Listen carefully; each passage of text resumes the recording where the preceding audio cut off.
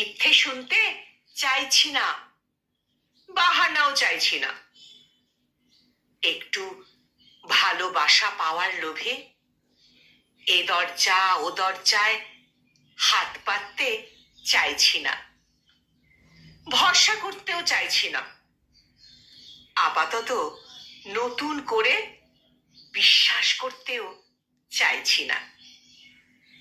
যেখান থেকে আঘাত পেয়েছি সেসব জায়গায় ঘুরে তাকাতে চাইছি না।